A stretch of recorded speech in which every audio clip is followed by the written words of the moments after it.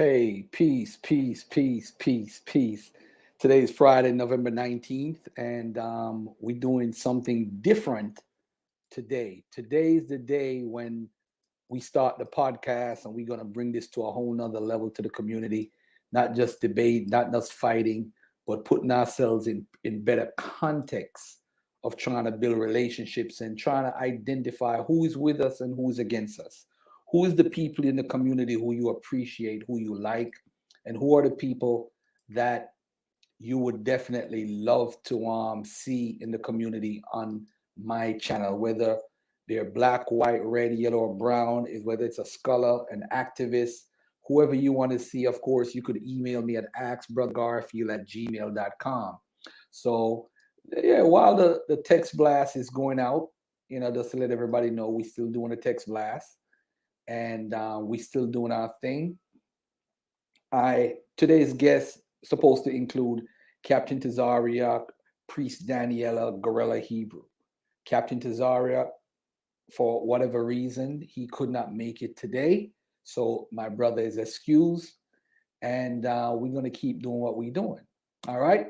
So maybe in a couple of weeks or next week, Brother Tazaria could come on and we could have our conversation. But today is the launching, ladies and gentlemen, of the first episode of the Brother Garfield podcast. And we're going to be having conversations with everybody and their mother. All right. All right. So the text blast is pretty much a text blast that I have going out. It's going out to actually 18,000 people today. It went out to 28,000 the other day. Now today it went out to 18,000. All right. So there's a lot of issues that we're going to talk about in today's world, and I'm just waiting for the brother to join, and we're going to talk about it every day. We're just going to have conversations that people need to have in a community, not just regular debating every day and every week. We're just going to do something that's going to be, you know, that's going to be that the people need to hear. There's issues going on in the community with the LBGQT community. There's people, brothers and sisters, being killed, and and what can we do to resolve this? Debating and arguing is definitely not going to do it. So what are we going to do to make this the Kyle Rittenhouse verdict? I'm actually not even up to date on that. But what are we going to do to make this community better, make our lives better? And this is one of the things I'm trying to do as far as playing my role in the community to make this community better for all of us. All right. There's a couple of things on Wednesdays. We're still gonna have the Wednesdays with the Rastas. I'm trying to do a UK, USA, Africa, France, Europe, all over the world. We're trying to do a link up with the entire African diaspora. All right. Something that a lot of people not doing. All right. Um, and we're gonna do what we're gonna do. All right. Shout out to Sister Monica Lamb, who made this beautiful flyer. I gotta add it to the broadcast, by the way, too. Let me add it to the broadcast so that people could see what it is. Sister is very talented. She could make videos. She could do everything, family, everything. Let me put it right here. Yeah, so she made this flyer right here. It's a beautiful flyer. All right.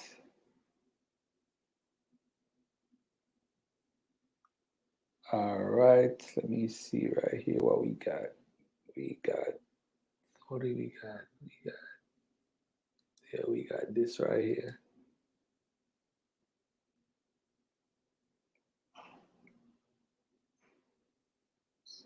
Hey, peace and love, brother Onk. I'm actually live. This is my first episode of the Brother Garfield podcast, and you actually call me at the right time because my guests aren't on yet. And I want to say, how you doing today, brother? I'm doing good, man. I was just checking up on you there, brother. I know, I know, I know, I know. Let me make ask you sure this. you Let me ask you one thing. What's going on in the world right now that bothers Brother Ank the most? What's going on in the world today that's bothering you the most right now? what's about just the misinformation around serious issues. Hmm. I think I would have to say that. Just the total misinformation around serious issues, bro. Okay. And it spreads like wildfire. So, big up to you. Your channel promote proper information using methodology. So, it's my mess with you. Everybody else is just cut off, bro. Yeah, definitely, definitely. Always, always, definitely. All right, cool. I'm gonna hit you back later. A couple of times you had reached out, but I was on the line working out some deals, so I couldn't even get to call you back. But It must have been $1 million deals because you don't even answer my phone. So I'm gonna say, dog. You kind of serious these days, bro. It's $1 million deal. I mean, put your business out there. All right, cool. I'm gonna hit you up later. All right, peace. All right. All right. So, ladies and gentlemen, I'm just waiting for the guests to come on and do what we're supposed to do. But in the meantime, the Kyle Rittenhouse case, I'm not up to date on that. There's some other stuff that I'm up to date on, but I'm not up to date on that. If somebody has the information about the Kyle Rittenhouse case and is able to come on and eloquently express what's going on, I'll put the link in the chat and you could jump on and we could talk about it. All right, no problem. Talked about the woman whose body healed itself from HIV. I have no information on that, my brother. But if anyone want to talk about the Kyle Rittenhouse situation, definitely you could jump on and we could get it in. All right. But I'm gonna have scholars on. We're gonna talk about different things. It's not really a Bible talk Fridays. I'm gonna have a specific day when we discuss the Bible and debate ADOS and all that stuff. And in fact, tomorrow I'm actually gonna be having a dialogue with the sister in the chat, Sister Naftali. And if anybody wants to join that conversation, you're open to join the dialogue, and we could get it in. All right.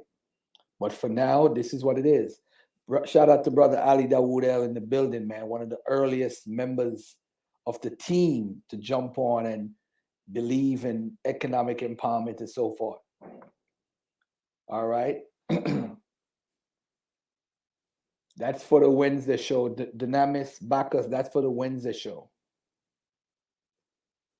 All right. So nobody want to come on and talk about Kyle Rittenhouse. All right. All right, so the call, fire, text blast is done. Let's see what type of response we get from that. And I'm just gonna share this to a couple of places. Got Sister Mo in the building. Sister Mo, how you doing today, sis? What's up, Garfield? Can you hear me? Yeah, I could hear you loud and clear. Yes. So show my flyer, Garfield. I Okay, got no two. problem. I got you. I got you. I got two things I want to talk about. Dang, I forgot to send you the other I one. like you here, by the way. Whoever Thank did you. it put some work in. I like that. Yeah, my African sisters All hooked right. me up. So I have okay, so I jump on so I can tell the people, and I know it's not relevant to everybody because everybody don't live in South Carolina. But so I got a grant, $200,000 grant for housing repairs, and so I need I'm gonna do about 25 houses. I probably get another 175 to 200,000 for housing repairs, but I need some contractors. I'm behind. I got four contractors right now that's working, and I can do each project up to like 5,000 in a project. So it's from pretty good money in it. So if anybody is in Columbia, South Carolina, and they do contract work like plumbing or roofing, electricity, decks, replace doors, windows, I need your help. I only have three completed projects. I got to do 25. All right. And I That's what's have, up. yep. So I have so I need some contractors if you guys have contractors. And the other thing is You found my flyer? We have I know you guys probably see me go live on Garfield's channel with the knocker ball.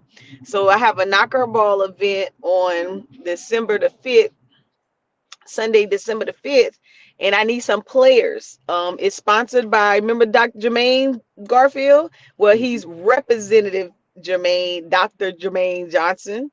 So he sponsored an event. So I just need to get somebody's in the balls. When is that, by the way? December the 5th. December the 5th. That's a Yep. Sunday, so I might come out. That's a Sunday.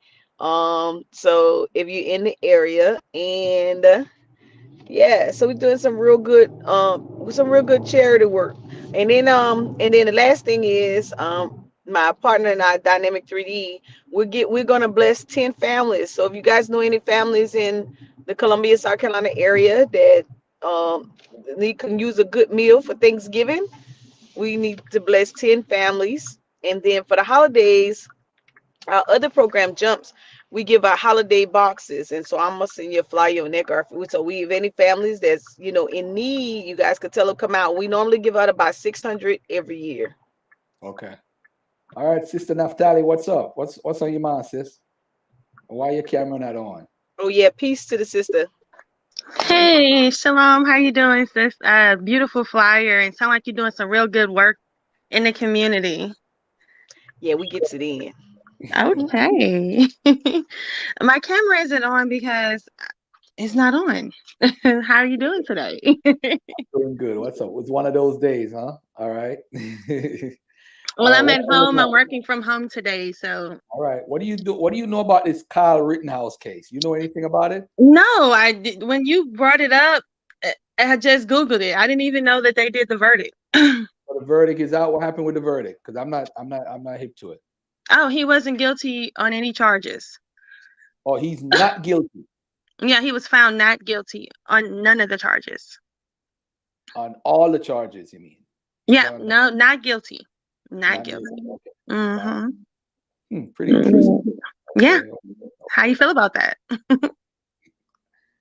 Hey, I'm not surprised by anything. I live in America for over 20 years. Nothing shocks me at all. So, I mean, I talked to Brother Priest Danyaahla when he comes on about it. He could probably elaborate on it more than I can, but I'm not surprised by anything to do, anything with America, anything with the justice system. It's like OJ. OJ was guilty. OJ was guilty and he was let off. So I'm not surprised by anything in this country at all. You know what I'm saying? I get it. Well, I just came on just to say that, just to say hello. I know you got your show getting ready to happen. Oh, okay. All right. No problem. Thank you, sis. We're going to be on tomorrow. I'm definitely going to set up something for us tomorrow. Okay? All right. Okay. All right. Peace and love. All right.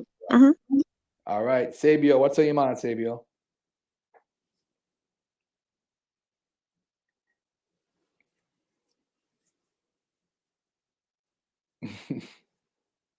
I said that, Garfield. Yeah, OJ was guilty. I mean, but we just celebrated because we've been so wrong so many times by the justice system. We celebrated it. We celebrated OJ getting off. Yo, what up? My fault. What's going on?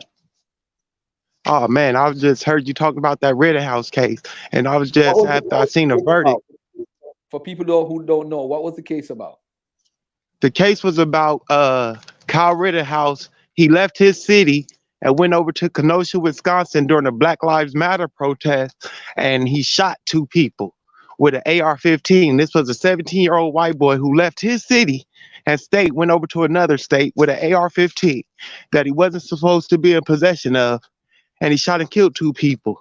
The judge tainted the case. He was found not guilty. Not guilty. How?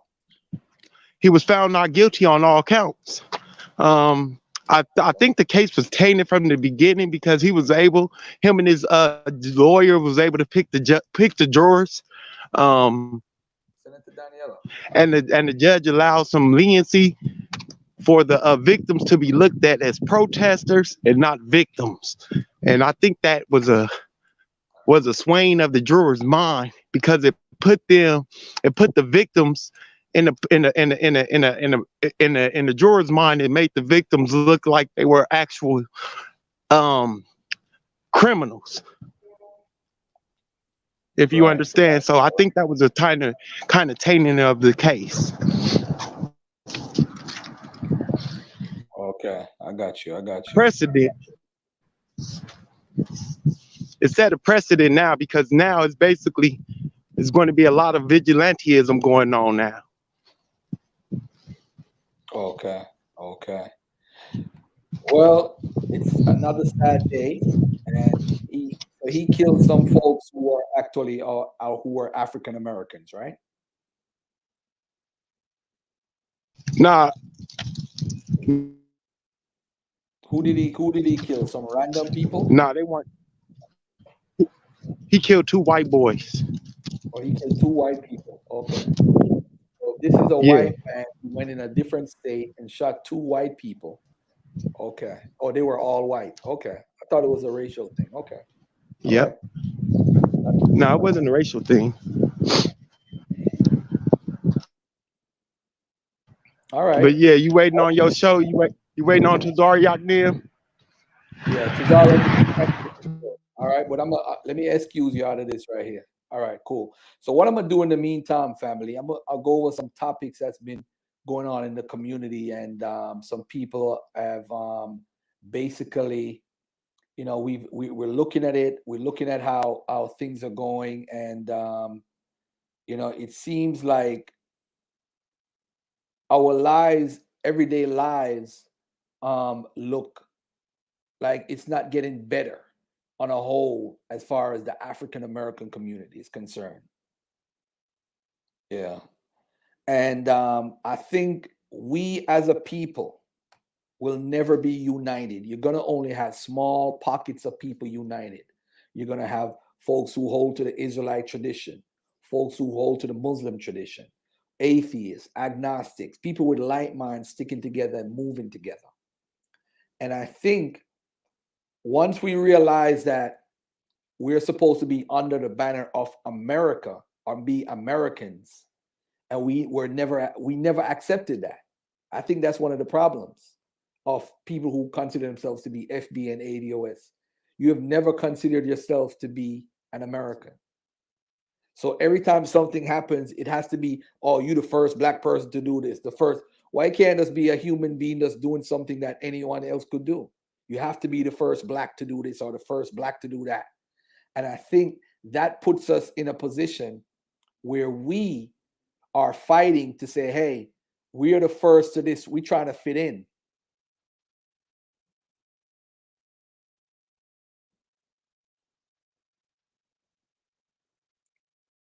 Yeah. All right.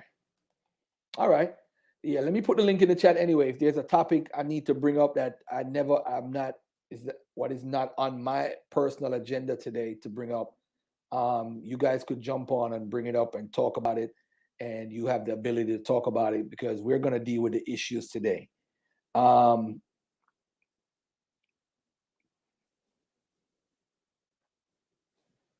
Biden said to stock up on the food. When did Biden say that, Mimi Shebrew? When did Biden say that? I need evidence of that. Vyasa said, Garfield looks slim. Yes, I lost a lot of weight. Yes, I did.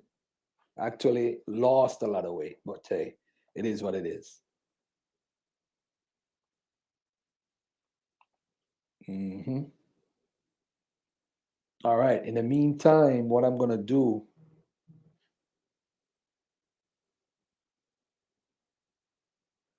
yeah, because I know brother, what's his name, normally brings up issues on a daily basis. So I'm going to give my brother some time to come on. And the brother is not guilty on all charges. Oh, man.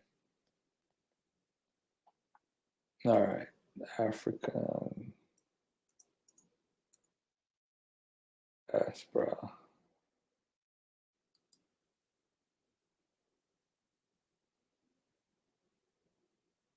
Yeah. So in the meantime, while my brother is technically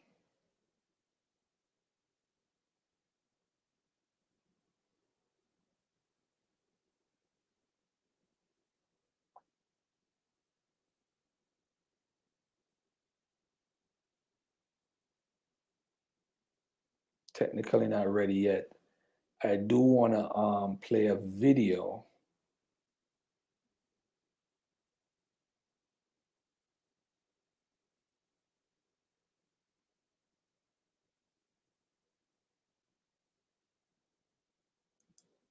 Yeah, I want to play a video to see what you guys think about. There's a hip hop caucus that's been targeting black voters, and I want y'all to check this video out. It's a pretty interesting video about voting and so forth, because a lot of people not into voting right now because of certain things. But check this out. Access affordable, healthy food. Then listen carefully. Daryl Addison, an African-American inventor, has patented a process for growing food on demand. He called it torpedo pot. Torpedo pot is a fully automated flower pot that gives you control over your plant's environment. All you do is add soil, seeds, and plants to the flower pot and watch it grow. Yes, torpedo pot grows the rest. Visit www.torpedopot.com.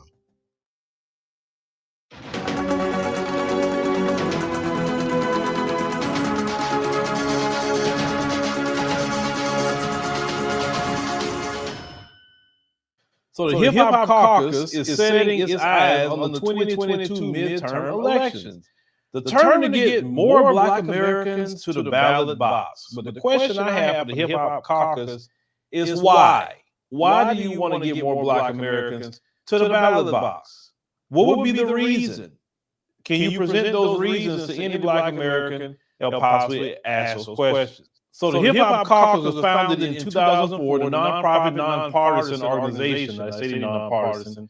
That's interesting. Has for years leaned on the hip hop culture to inform and educate voters on the importance of making their voice heard. 1 year out of another crucial election, the organization has launched their Respect My Vote campaign. Say Black voters decided the election in 2020, and they'll be just as critical in 2022, according to Reverend Lennox Yearwood Jr. He's the president and CEO of the Hip Hop Caucus, and he said this in a press release shared with the news, saying, he says, in a democracy, there's no off years. All of the issues which matter most to us, he said, are on the line: combating the climate crisis, protecting voting rights, and standing up for economic justice. He said, this is why we must ensure whenever elections are happening, Black voters are given the resources they need to show up. Now, he said, every fight, it said, we are fighting relies on our ability to vote. This is what Reverend Yearwood stated. Now, he said, following the 2020 elections, say over a dozen states, they include Texas and Georgia, passed their election bills. It said, and they claim, this is what they're claiming here, that it is, voter suppression in the bills themselves, but no, it's not voter suppression in the bills. It's just very simple. If you have an ID, you can vote. They have extended more early voting days. They extended that. Now, they stopped the drive-through voting, the mail-in ballots, and then you on the mail-in ballot, you got to put your last 4 digits of your social security number or your driver's license number, right? So I look at the measure. If there's voter suppression with that Texas bill, I'll be the first one saying something about it. I live here. We've been having voter ID. I told y'all, when they focus on this voter ID thing, and they want to say it's racist for voter ID, they're not saying that about us. They like to use us, but like you said before, they want other people who are non-citizens to vote in these elections. So this is why voter ID is quote unquote racist, which is not. We have a voter ID system in Texas. It never stopped me from voting. You need an ID to drive. You need an ID to get a job. You need an ID if you go into that bar or nightclub you're going to, right? If you're flying on an airplane, they need to see your ID. It's all kinds of people need to see an ID. So don't be out here disrespecting my community saying that we can't get an ID. No, I can't stand that. Now, what they're saying also here is this. They're talking about climate change and all this. Let me tell you something about the climate change thing. Like they said in I think it was the president of Ghana. Y'all the one messed up the climate. Why is that important for me? Black folks didn't mess up the environment. Black folks didn't put all this the coal and all the things that y'all been doing to the environment. We didn't do that. So don't be trying to pressure me talking about something. No, you fixed it. You messed it up, you fixed it. That's how I feel about it. Right? So this is the thing. Okay. Reverend Yearwood. And like I said, brother, you came on our show before, and I appreciate you coming over here to the show and interviewing. And even in that particular interview, me and you, brother, had a disagreement. And so this is what I'm going to say to you now. What are you going to tell black voters why they should go out and vote? And let's call it what it is, brother. Let's call it what it is. It's not about just getting registered to vote, brother. We both know that in our community, the donkey party is a religion.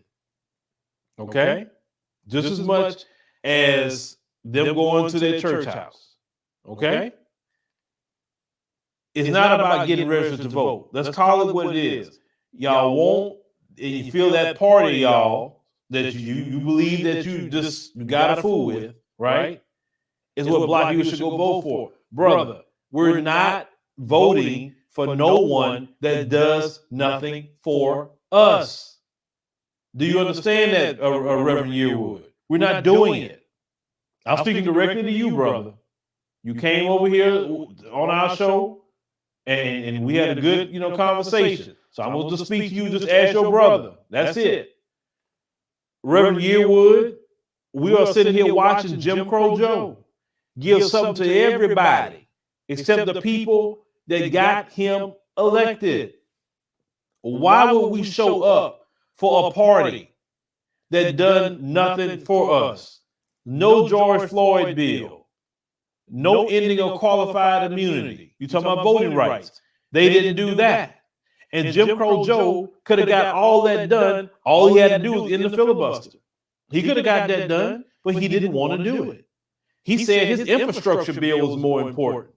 And he felt the pushing mandates was more important than what got him elected. Right? So why should black Americans go and reward them with more power when he's causing black Americans to be unemployed for a medical decision that they have a right to make or not make? It is that party, Reverend Yearwood, that's now in New York. Mayor de Blasio, even though he's on his way out, is saying that he wants to put in mandates on children 5 to 12 years old. 5 to 12. To say they can't go in certain businesses and everything like adults if their parent don't make them make a medical decision. It's not implemented. He said he would like it to go in effect when he leaves, but the simple fact that he mentioned it is concerning. And it is that party that's pushing that. I live in the state of Texas. We don't have all that going on. And guess what? You don't have mass graveyards here in the state going on. I will tell you, listen, I will be the first one to tell you, hey man, what they're doing in the state of Texas is not working. I will tell you, states like Georgia, states like Florida, that's not following that mess of that party, right? And nothing is happening. Everybody's okay. So why would I want a party to stay in power that believe in authoritarianism on top of not doing nothing for my people? That same Jim Crow Joe wants to pay migrants who aren't even citizens of this country, broke United States federal law, and wants to pay them a reparation. Why would I go vote for that and reward those people with my vote or other black people? They can be concerned all day. We're not their freaking slaves and we're not their mules to keep them with political power. No, we believe as a people now, you're going to respect us. And respecting ourselves is not allowing people to use and abuse us. That's respecting yourself. And our mantra is, what have you done for me lately?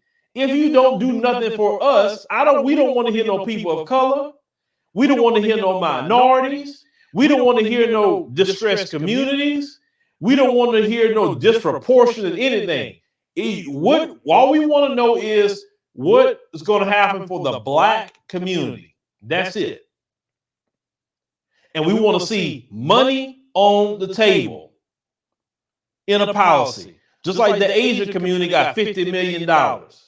And they got a whole hate crime bill. We need our own hate crime bill. And we need money too. We need money, yes. Everybody else getting broke off with checks and we can't get ours?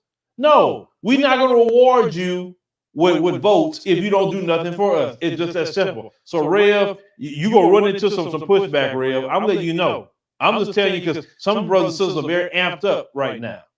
So it's better for me to tell you before you start approaching people. Now, of course, you will have some people that's scary and that's not going to want to stand up for themselves, and they fine being the mule of America. But the people that I represent in Black America, and they are many, they are tired. And they refuse to watch everybody else eat, and everybody else get money, and everybody else get set-asides, and we get nothing. No, you give us something for our vote, or we're going to do one or two things. We either going to have the election day cookout or protest vote against that particular party. And some people in the Virginia election did just that, what I just said. Some reported back to me that they did a protest vote. Some said, I just had my time at home chilling, enjoying myself, and I want to wait and see what the results are. And they did that. And this is why the Donkey Party was demolished. Now, in 2022, it's going to happen again. Why? Because they're doubling down on not doing nothing for Black people. And one of the main ones that got Jim Crow Joe back out of, his campaign is almost dead. That Jim Crow Clyburn out of South Carolina, 6th District, he's the one that got Jim Crow Joe back up in front of the people because his campaign was dead. And I've been saying Jim Crow Clyburn needs to go. His election is coming up next year. In 2022, in November.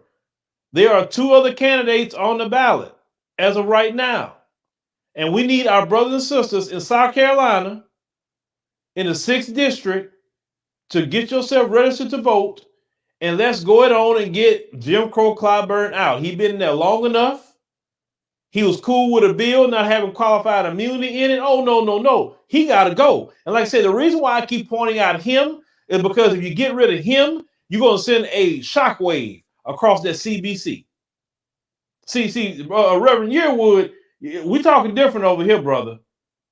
No, we ready to get the CBC members out. They all need to be replaced. It'd be better they retire and just go on, just like a lot of Republicans are doing, right? A lot of them are retiring, the ones that cross Trump, they're retiring. They got to worry about being defeated and humiliated. So I prefer Jim Crow Clyburn just to go on and retire. I prefer that. But we know he's not going to do that. So he needs to be defeated. This is what we're on. This is that simple. We need new blood, younger people coming in with ideas that represent the community that's young. Just call it what it is, brother. Gotta let you know. So if you have a little pushback on what you're doing, don't say I didn't tell you. But leave me a comment. Let us think about that. If you think that the Hip Hop Caucus could come to you and tell you to show up, in 2022 and do everything for these people. But like I said, if they're not doing nothing for you, no, forget that. We need money. Yes, we need to run us our money. We need that. We need that in the bill. We're going to give you education. We're going to give you No. Run me my money. I need my money. It's time. Everybody else getting money. I need mine. Period. We know we're not gonna get them. Well, we're gonna create a task force, and we're gonna talk about this. We're gonna talk about equity, and we're gonna no. I don't need you to talk about nothing. Run me my money. That's all I need. I need my money. That's it. That's all I need to see in a bill. You can make the bill one sentence. Just run me my money in that bill. That's all I need. All that talking, we don't need that no more. People that talked enough. Run me my money. It's just that simple. And if the Democrats don't want to, Donkey Party don't want to run me the money, or run us the money, let me say, not me, just us. They want to run us our money, well, then we already know what to do. Protest, vote, and chill out. Election day cookout, one or two. Living in America as a black person, you recognize there is one set of laws for you and one set of laws for those, especially in the white community. In our book, Passive Aggressive Racism in the System of White Supremacy, I take you through times in my life when I first started noticing white supremacy. We teach you how to recognize it, identify it, and also counter it in our book. This book is a beginner's course for those that are just starting to wake up and open their eyes to see the system of white supremacy. As a black American person, you must understand this system because this system is life or death to you. How you handle it, how you deal with it, it can affect your mental health if you don't understand the system. Pick up our book, Passive Aggressive Racism and the System of White Supremacy, today on Amazon.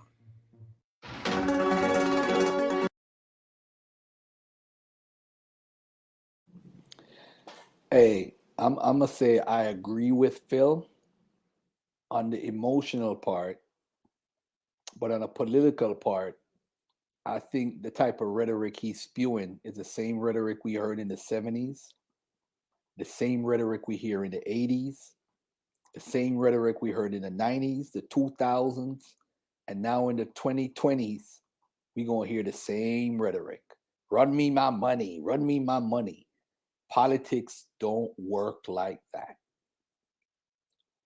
There's nobody in the world that doesn't feel African Americans don't deserve reparations, some sort of help. Listen, family, there's stuff out there in the world you could get from companies, private companies. There are different grants you could get. The problem is we have no political clout at all with Washington. So they don't have to cater to us. They're just going to come and pacify us during election time. That's all they're going to do. Election time, they're going to get this guy, the hip hop pastor, come and talk about hip hop and get a couple of artists saying, let's do this. I heard Puff Daddy say the other day, we need our own political party. What happened in 1996 when Minister Louis Farrakhan, whether you agree with him or not, he had the biggest demonstration in the history of Black America, probably in all of America, the biggest demonstration ever. And he said, hey, let's start our third party. But no, we didn't listen. You need a party that will get votes. Then you'll get lobbyists. Then that's the money. The money come to the politicians, and those politicians will fight for you. But if you are not giving them any money at all or donating or any benefit to these politicians, they are not going to cater to you. Remember the song by Beyonce? Let me cater to you. Why is she catering to this man? This man does so much for her. He pays her bills. He does this. He does that. And hey, nothing at all. I mean, if you're not doing nothing, what the lady said in the 80s, no romance with no finance. No finance for the politician that you want to get results from, you're not going to get anything from him. You're not.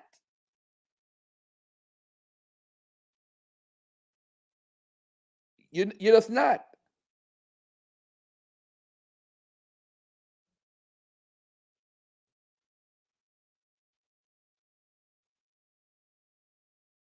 Let me see what's this here.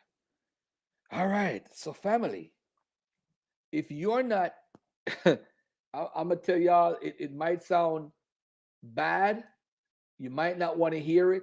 Every African American who is a descendant of slavery deserves reparations.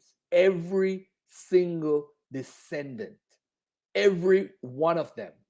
Now, the problem is, ladies and gentlemen, is you are listening to people who are not politically inclined that won't tell you the truth. What my brother Phil is telling you is half truth, not the entire truth. He's not giving you how the politics run. Or you want our votes, or we're going to sit it out. So black people are going to sit out elections for the next, 40 years? And what are we going to accomplish by sitting out these elections? Let's keep it real. I'm not going to give nobody my vote if they're not going to do nothing until you start playing the game that they're playing.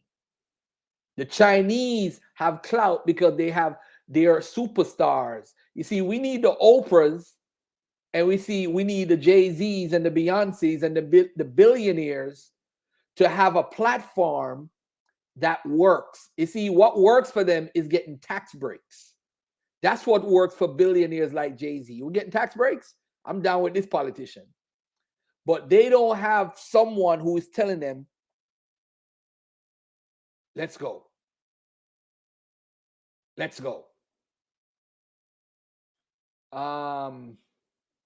There's another video I want to play that's actually very interesting.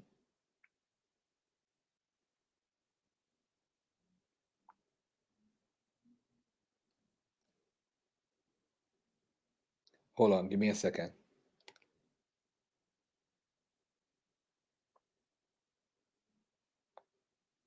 Hold on 1 second, family. Let me just do this real quickly.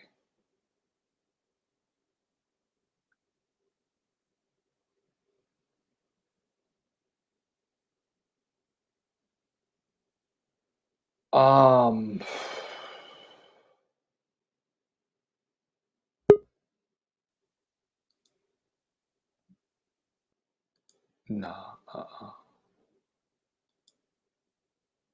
Is it hard to access affordable, healthy food? Then listen carefully. Daryl Addison, an African-American inventor, has patented a process for growing food on demand. He called it Torpedo Pot. Torpedo Pot is a fully automated flower pot that gives you control over your plant's environment. All you do is add soil, seeds, and plants in the flower pot and watch it grow. Yes, Torpedo Pot grows the rest. Visit www.torpedopot.com.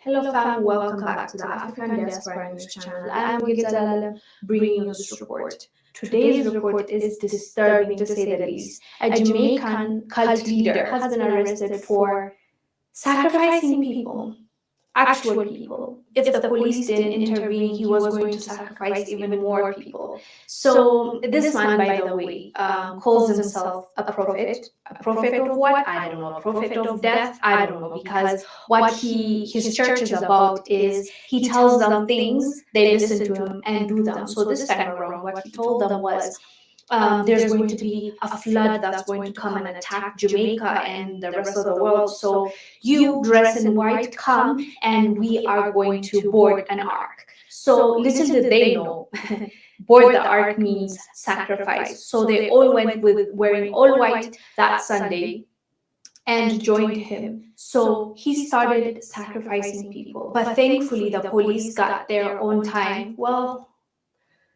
3 people didn't make it. 2 of them are hurt and they're in critical condition. They are in the hospital. 1 lady, a 39-year-old, was already sacrificed. So the police got there, but unfortunately they didn't save those people, but the rest got saved. The police found naked people, animals ready to be sacrificed by the time they were there. Even when they got there, they were met with difficulty because true believers of this cult leader started shooting at them, so they had to shoot back, and one of them is in critical condition because of that, because the police shot at him. So Yeah.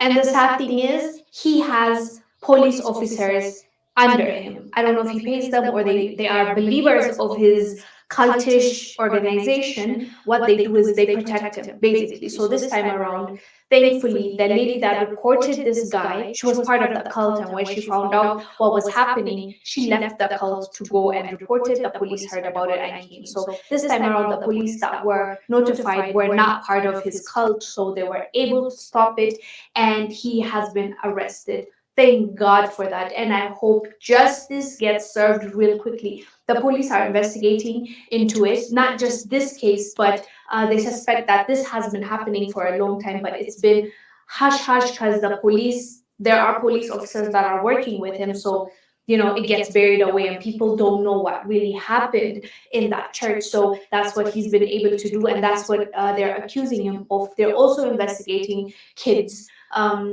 That are in the cult. I don't know what they're doing there, but they say that there's reports of molestation and there's reports that he's been doing something inappropriately with them. So they're also investigating that. So this man is pure evil. Okay, he deceives people. He tells them that he has powers. He's this, he's that, and then lures them in, tells them what they want to hear, and eventually sacrifice them. And you know what? The same people that are being sacrificed are the same people that pay for his lavish lifestyle.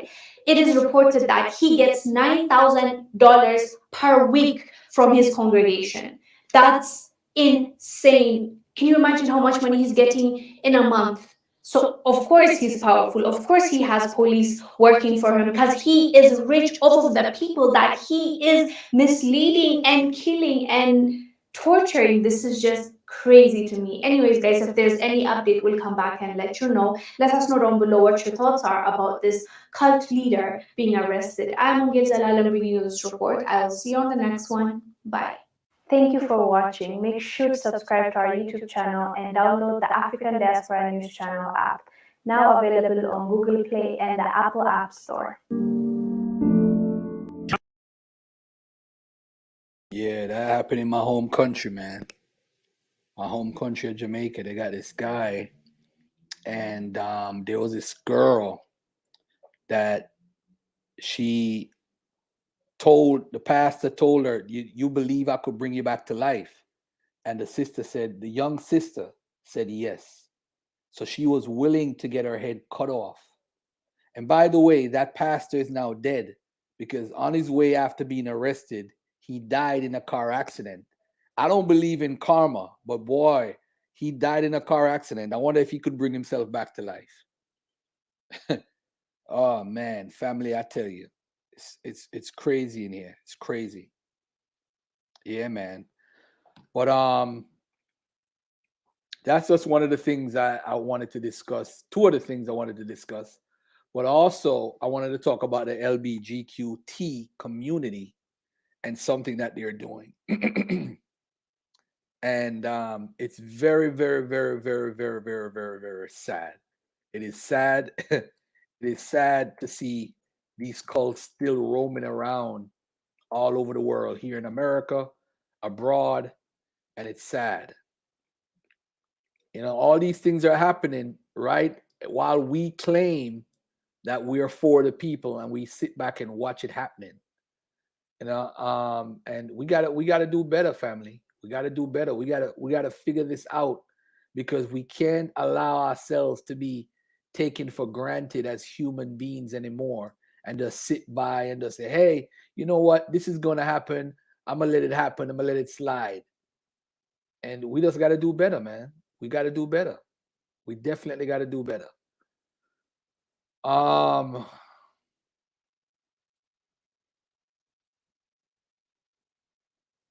Young Dolph being killed. People say he should have moved out of his neighborhood. Yeah. Or he shouldn't be living in that area anymore. Yeah. But why are we killing each other? Why are we doing that? This continues and it continues so much. Hela, South Africa. You are running out of time. You can see it everywhere. Young people need jobs. Manje. She needs to own the land her business is on. Why give her grant money only to take it away from her rates and taxes? This is not Manje. He needs the clinic open for 24 hours. Manje. Women need to feel safe and protected, not tomorrow. Manje. We need accountability. Manje.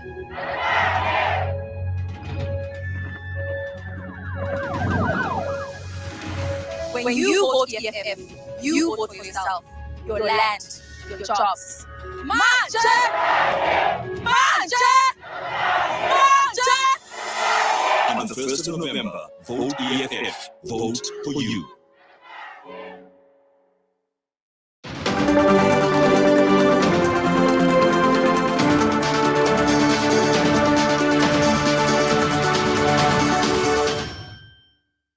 There are different groups of people that have established their wealth, their prosperity, their financial liberty on this one principle: getting money into their communities and keeping it rotating within their communities. The Jews have done that successfully. The Arabs do that successfully. The Asians do it successfully. They have done it in the past, and they have kept practicing it. And that is how these groups have grown and developed collectively over the years. They have prospered financially in terms of entrepreneurship and investment. Why? Because they deliberately create channels through which money flows into their communities, but also they make sure that the money keeps rotating within their communities. There is a popular saying that by the time a Jew spends $1 outside the Jewish community, he has found that there is no one that has what they want the dollar to buy, and there is no one that can provide the service which he wants to pay using his dollar. So I say to our African brethren on the continent and in the diaspora, we have to deliberately set up systems through which money and investment can flow into our communities, but also make sure that the money keeps rotating within our communities. That is how we will grow collectively as a group. That is how we shall taste the prosperity that we so desperately need and desire. I mean, it does not help spending hundreds of thousands or millions of dollars as long as that money is flowing into the hands of a different group.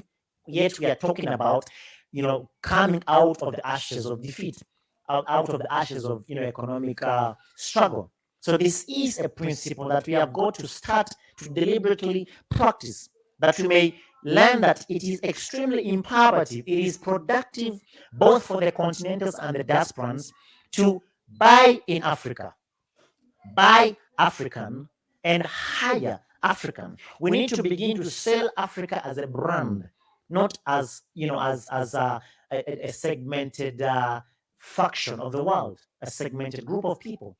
That is one of the ways that we shall present a united front economically.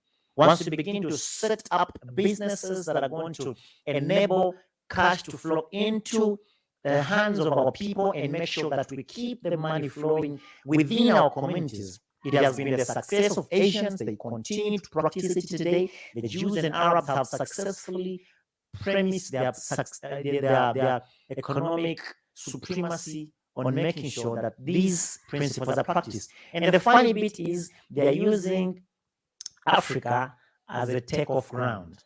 They are setting up systems and businesses on the African continent, getting into strategic investment spaces and making sure that the money leaves the African continent into their communities. So it is up to us now to deliberately take targeted investments to make sure that the money keeps within our communities. I'm telling you, these groups have not just woken up and become organized or sophisticated, overnight. No, they started systems deliberately. Like, let's set up this group of companies. We are going to measure in buying up land in Africa, buying up land and setting up farms such that we have food for our people. So, and they hire people. When the Chinese come to the African continent, you won't believe that they will come with their own manpower. They will come to construct roads and they will come with their own manpower. So the benefit to the community is nothing except taking away the money. So these are things that we know that have come to the light, and we have to follow suit. Create create streams of income into our communities, and make sure that the money rotates within our communities. For example, in the States, $1.1 trillion in expenditure annually. That's a lot of money. But when you zoom that money, you realize that very little is flowing or rotating within the African American or Black community. So this is a message. This is a message. Of course, our oppressors have set up systems to make sure that the money goes to them, but we can set up counter systems. And the place for that is Africa, the virgin land, the land of infinite possibilities, where they come as broke and live as millionaires. If they can benefit, then why not us? So those are points not just to ponder, but also to take immediate action. Thank you for watching the African Diaspora News Channel. Thank you for watching the Africa Today broadcast. The link is in the description. And thank you for those of us that have been supporting us financially. We really, really, really appreciate you. We thank you so much, and we pray that God may continue to bless you. Brother Phil, Brother Kellen, thank you for the much, much, much love and support in, giving wings to the Pan-African message from the continent to the diaspora, and from the diaspora to the African continent. Till next time, bye-bye. Starting your life. All right. All right. So I'm waiting for Brother Guerilla Hebrew or Priest Danyaahla to jump on so we could talk about some issues within the community and just have a conversation about who these guys are and what they represent. And one thing I got to say, though, is I do want to make sure one Friday per month I do a UK, Caribbean, USA, Africa link up. If anybody's in New Zealand or Australia, we need to link up with them too and do this right, because we have a worldwide problem, and the worldwide problem that we have is systematic white supremacy. All right, I see my brother Danyaahla trying to come on. There's something going on with the connection right now.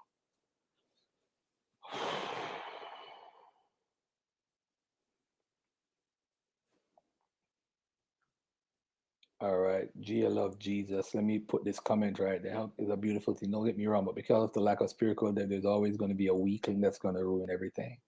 Well, Sister Gia, you've never been in a church that things are not right and all the members supposedly believe in Jesus? I don't think the belief have anything. I think if people make up their minds to do something, it's like the brothers and sisters that have the community in South Carolina. They made up their mind. But it is what it is.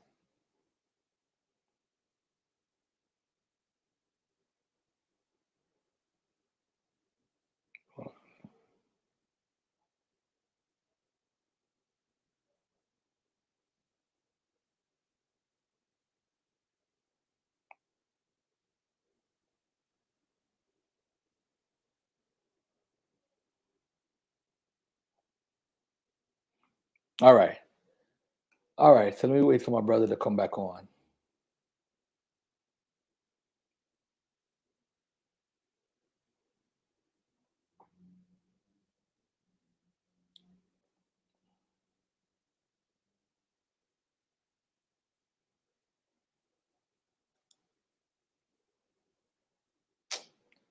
Oh boy, I tell you. All right. So in the meantime, man, if anybody have any questions or comments, in the meantime, we could talk and get it in. Get it in before my brother punches in. And I'm going to do what I'm doing right here. I'm getting some information ready. All right.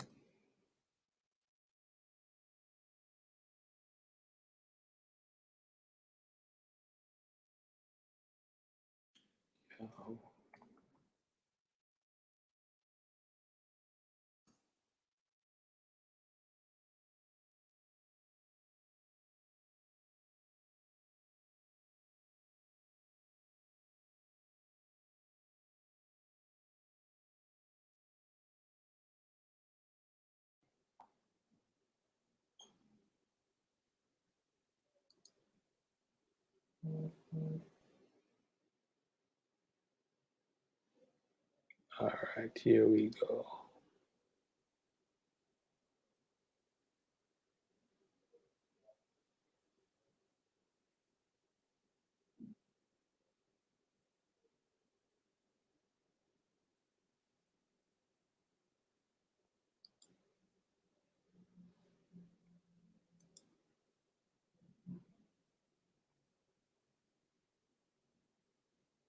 Hmm.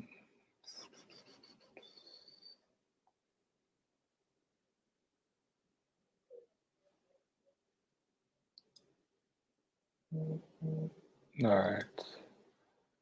All right. So Garfield been to Carolina several times. That's right. That's my second home over there. I've been to Carolina, Elijah, several times. I practically lived there. I've seen Sister Mo make gumbo. I didn't eat it, but because I wasn't hungry at the time. But she cook a mean gumbo, man, or whatever they call it. I need to come out there and try it. I might come out there for Thanksgiving so I could get some of that Thanksgiving cooking that they've been doing out there. All right. But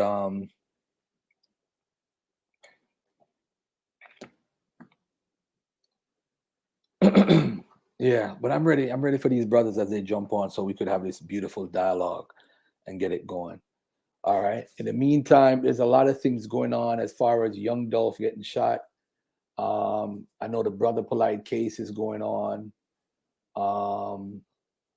Different things going on in the community that people talking about. But I want to keep this conversation on regular stuff and how what we're doing can benefit the community on the whole, instead of we trying to tear people down all the time. Because we seem to have people that just tear people down, but never tear down people who supposedly is the enemy. They never tear them down yet, but they want to tear each other down.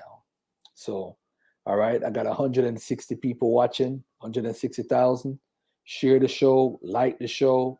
I think we went up to like 320, right? I guess people got bored when I put on Phil's videos and decided to cut out. But we here, we still here. We're gonna build this Friday evening. And don't worry, Garfield. The cops ain't coming for Garfield. Don't worry about it.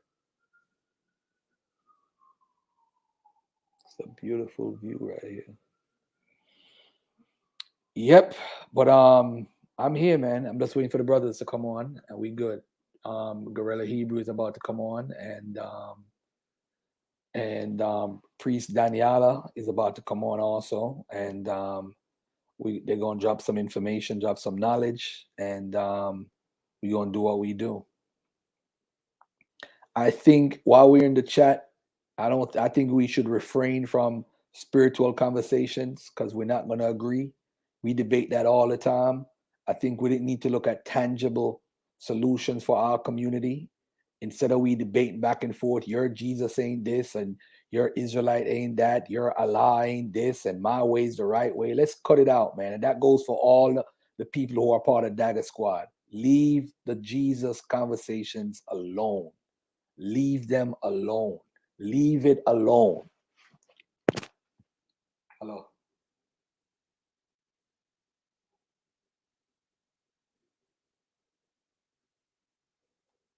Okay, cool. All right. Yeah. All right, cool. All right. All right. All right, no problem. Thanks. All right.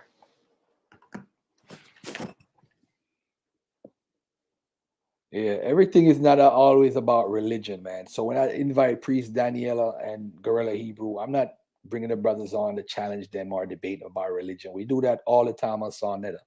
So now is the time for us to get to know these brothers and talk about real issues without debating. Just say solutions. And let's see who is going to stay on and watch the show while we're talking about solutions. Every person in America, whether they black, white, red, yellow, brown, have their own little spiritual system that they have. I'm not here on the podcast to debate religion. I'm not here for that. Tomorrow, when me and Naftali is going in, Y'all could tune into that show tomorrow. We're gonna be debating about religion. But here we leaving that alone. And we need to grow up too. We need to grow up. Everybody's not gonna agree about their religion and their religious stance. But today is just not the day for that. We're not doing that. Leave that alone. We here to look at each other. How you're good at this. You're good at helping people who were on drugs before get off of drugs. What are you doing to help us to get off drugs? What are you doing to make sure that we have 6 months worth of rent saved up or 6 months worth of mortgage saved up? What are you doing, Garfield, that's better than somebody else over here? So let's deal with issues that we can have solutions. What about conflict resolution? How do we need a conflict resolution center in every community, man. That's what we need.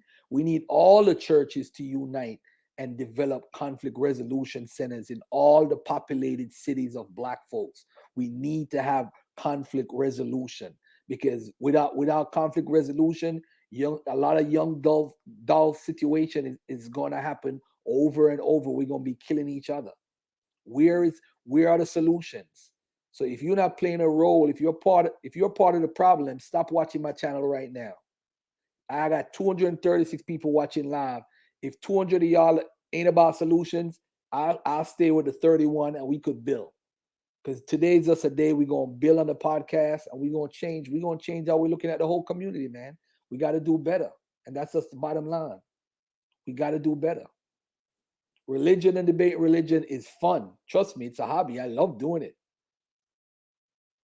We agree on the problems with just all right. All right, Gia. So let me ask you a question, Gia. How do you solve a crack addict from stop taking crack? Let's deal with that. Let's deal with that. How do you help someone who is a crack addict who keeps going into his mom's or his grandmom's home and stealing their money and their products and selling it for cheap so he could get more drugs? How do you solve that issue? I want to solve that issue right now. Yeah. How are you going to solve it?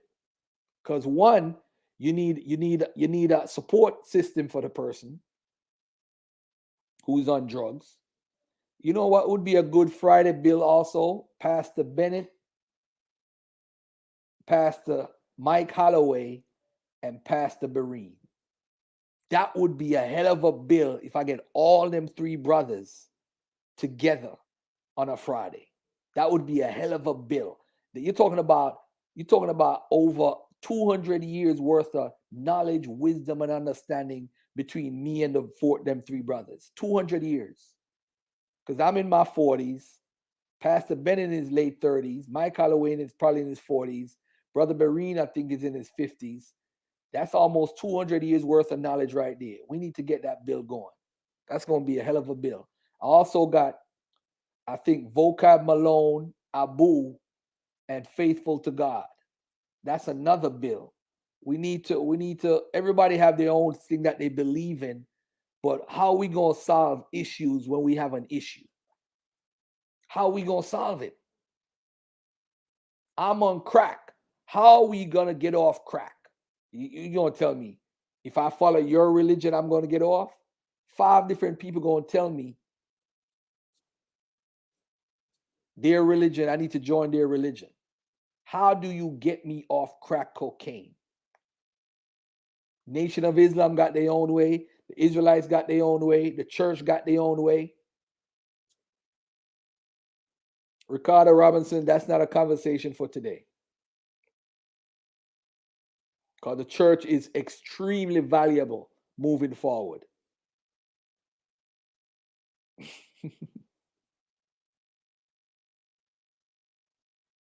Let me see if this is my brother right here. See if he could get in.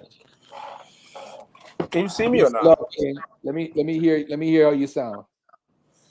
1 2 1 2. Can you see me or no? I could see you. Yeah, but your face is not. You see my face too and everything? Nah. Okay. There you go. How's that? There you go. Yeah, you're good. You're good money. You're good money. How you doing today? What's up, brother G? I'm good, man. What's poppin', man? Hey, good to see you, by the way. Thanks for coming on, taking the time out of your busy schedule because I don't know, man. I said this guy say he got 2 jobs. I don't know how he do it and run a camp, but you Superman. That's your new name today, Superman Danyaahla. All right. Yeah, what's up, bro? First of all, for those who are watching because Danyaahla is here, I'm not here to debate the brother. This is not about no religious talk. I'm not even going to mention the Bible. I want to talk to the brother man to man because I think Danyaahla is one of the most. I think he's one of the most realest persons I've met. I've been in this community for many years, but as far as Facebook and social media, as far as this community debating, I've been in from 2000, probably 2012. And this brother has always been a respectful brother. I mean, we antagonize each other every now and then, Yeah. you know, but this brother has always been respectable, and I actually respect him a lot. What I want to talk to you about, Danyaahla, is like everyday issues and certain things that you're doing within your community that could help us on a whole, you know, that we probably could practice. Like I just asked a sister a while ago in the audience, you have somebody who's on crack. How do you go about somebody with crack cocaine issues? I'm sure you guys have a support system at Lions of Israel. How do you normally deal with an issue like that? All right, first of all, I'm sorry if it's a little dark here in my office. I don't know what the hell's going on, but I'm here at the job, so Yeah, it's y'all all can good. see, It's all good. y'all It's can all see my silhouette. That's enough, right? good. Know the voice, right? Yeah. Yes, sir. I don't really want to go outside in the hallway where everybody can hear the conversation, whatever. But yeah. So first of all, I appreciate you having me on, and I'm always gonna support a black man. You and I already had those conversations. We have our back and forth, but you're a black man, so I'm always gonna support you, and that's why I'm here. Um, first thing I want to say is that even where we teach in the Bronx on 149th and 3rd Avenue, which I know you're familiar with, that's a heavy area for a lot of people that are recovering drug addicts or drug addicts in general, you know. And one of the things that we have in our congregation is that we have a couple of brothers that used to be actually strung out on crack cocaine and drugs. And what I do is when I meet somebody like that, the first thing that we try to do is we try to clean them up a little bit, right? Find out where they're living, try to help them find maybe some gainful employment if possible, and make sure that their environment is stable. We have a few people in the camp that actually are able to employ people because they own businesses and stuff like that. And then what I do is I usually set those people up with one-on-one counseling with somebody in the camp that has, experienced that particular thing. Like I wouldn't counsel someone like that personally because anything that I say is just me saying it. But somebody that actually experienced that for themselves, that actually have been through that and was able to kind of defeat that. Now, you know that there's always a chance that somebody could relapse. They say that it's an everyday fight, but somebody that might have been on crack cocaine or heroin or something like that, that has been able to be off of it for a certain amount of time, I set those two people up together and I have them have a conversation. And, that's like your contact person, when you're going through something that might make you want to go back to that habit. Then you go and you talk to that brother and you try to get some counseling from that brother, some encouragement. You just might want to talk. You just might want to vent. You just might want to do these things. There's always somebody for you to talk to. But, we have to provide with anything. If we're trying to change anybody's life in any capacity, we have to provide people with the tools they need so that they don't have a reason to go back to whatever life they were in before. It'd be no different if we're talking about somebody that left prison, right? If you don't want them to go back to doing what they were doing that landed them in prison, selling drugs or, maybe robbing people, you have to give them a reason not to go back. You got to provide them with gainful employment. And I'm not talking about making $10 an hour and nothing like that, like some real gainful employment, some real meaningful employment, right? And give them reasons not to go back. One of the things that I learned, and I'll yield with this, you can, follow up or ask the next question. I'm very transparent. Very early in my walk in this Israelite community, some of the elders didn't really understand what I understand now. And you would have brothers that would come in and they would have these issues and the elders weren't really equipped to help them. They didn't know how. And so I've seen a lot of people relapse and go back into drugs, go back into gangs, go back into being locked up. They might have been out for a while. They came in, they learned something, but, the elders didn't really provide them with jobs. They didn't really give them like anything like tangible. So as soon as a situation came up that they couldn't really handle, they just went to what they knew. They went back to that familiar vice, and they wound up back in prison or back on drugs. So this thing that we're into is about action. It's not just about talking. We all are good talkers. That's why we're in the conscious community, right? We're on Sign of the TV. We're on the Dagger Squad channel. We're all good talkers, but we need to be a little bit more than talkers. Right. I think, yeah, that's one of the things I think failed the Nation of Islam so much. A lot of people love hearing Minister Farrakhan talk. He'll get all them men to come and support him, all these men's meetings, but when it's time to do stuff behind the talk, there's nobody to be found.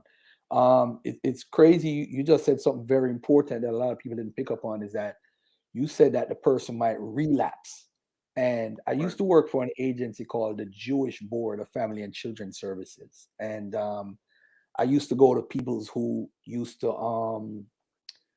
like in the Williamsbridge area in the Bronx, we used to have residents that lived there.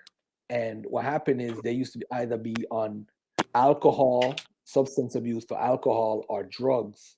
And one of the guys I used to work for, true story, he used to be taking drugs.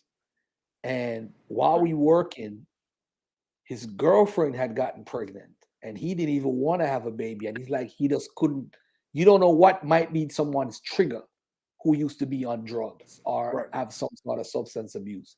And homeboy ended up relapsing to the point where he actually OD'd on the drugs. So I want you to speak on what you said, like sometimes somebody doesn't need somebody to talk to. How important it is to always have access to someone, especially when you're on drugs and you're trying to get off.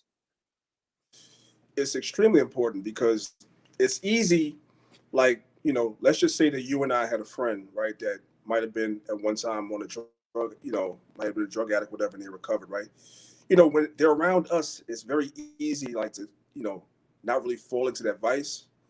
But when you're by yourself and something triggers you, it could be something in your life, it could be like a financial hardship, it could be something in a relationship, whatever it is that triggers you, and then you and I are not around anymore, it's very easy for that person to fall back into that vice if they don't have anybody to talk to. Garfield may be busy with his businesses, his family. I may be busy, you have nobody to talk to, so you fall into that familiar vice. Counseling is extremely important, man. I couldn't even quantify it with a number financially of how important counseling is. It's extremely important, not just when a person is first coming out of a particular vice, but it's constant, because we all have vices that is very easy for us to fall back in. And it doesn't have to just be drugs. It could be anything, bro. Like I have things that I, used to do before I came into this that I could fall back into. And sometimes when I'm feeling a certain way, I have people I can call. I know you have friends sometimes that you can call when you're feeling a certain way that could talk you back into that straight and narrow. That's something that everybody needs, but somebody that's a drug addict probably needs it a little bit more than me, because that vice is destructive and it can kill them. So it's even more important for them to have a structure of people that they can talk to. And I would love to see in this community that us be as passionate across, I don't want to say doctrines, but across whatever it is that we may be our worldview. The one thing that we could come together on, regardless of what we believe, Israelite, Kemetic, West African spirituality, the one thing that we all can agree on is that there's a lot of therapy, counseling that needs to go on in our community, because we as people are very damaged people, right? In a lot of ways. We invest on social media, the way we carry ourselves, frailty, right? And when it's not always about just blaming the white man about that, as much as people think that that's all that Israelites want. Really not about that at all.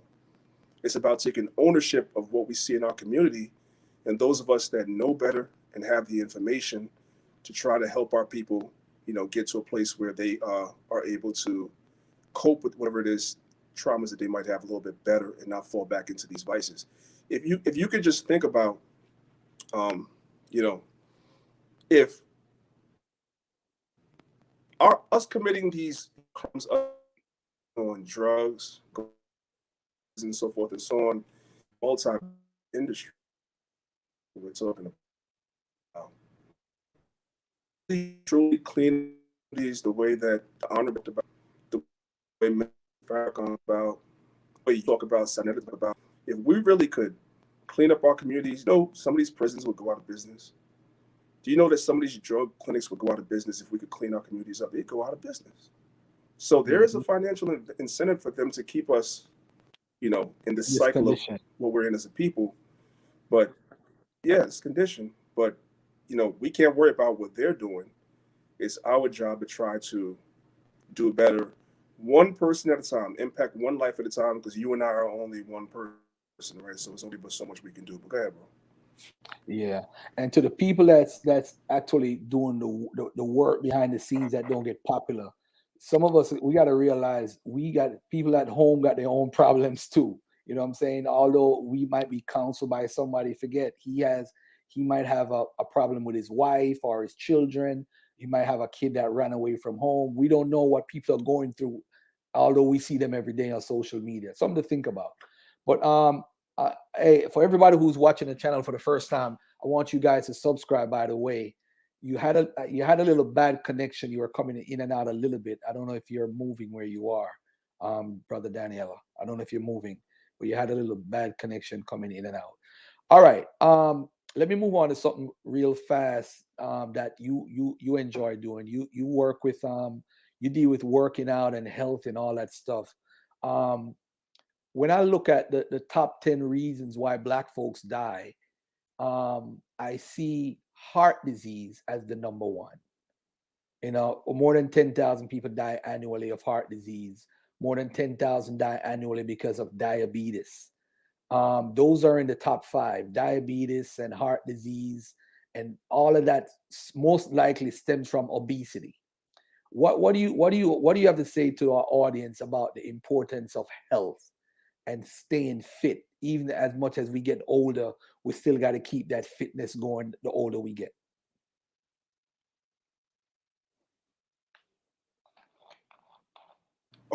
Before I talk, is this a little better? Because I do see that there's a slight lag.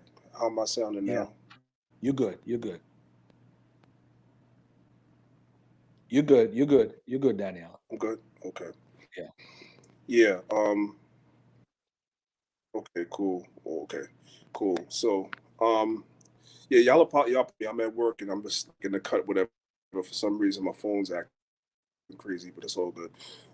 Yes, health is extremely important. Systems, right? It's extremely important, and the older you get, is the more important that it is. And you know, Garfield is right. You know, if we look at statistics on health, a lot of the major causes of death, we're at the top of a lot of those major causes of death, and just bad health in general: diabetes, high blood pressure, you know, heart attack, stroke. We're at the top of a lot of these, you know, these categories. And agree, some of it is preventable. You know, as we get older and as technology advances, it's a combination of both. We're aging and technology is advancing. And so we become less and less active. I just think about myself, how much I sit around on a computer and on a cell phone. Like I spend so much time doing that instead of moving around that it's ridiculous. And after a while, if you know the basic things about health and stuff like that, if you sit too long, if you're always in a sitting position, you begin to develop a weaker lower body, right? So you start having back problems, so forth and so on, you know, lower back issues, so forth and so on, because you're not moving, you're not active, you're always sitting. Even living somewhere like in New York City, think about it. You go to work, you sit at a desk for 8 hours, right?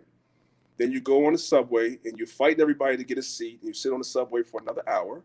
And then you go home and you sit on the couch for the rest of the night until you go to sleep, and you're not really moving and getting exercise. So exercise is extremely important. If I could say, and I say this to men, you know, I'm noticing a younger and younger age of men suffering from erectile dysfunction. I hope I'm able to say that on your show, but it's true.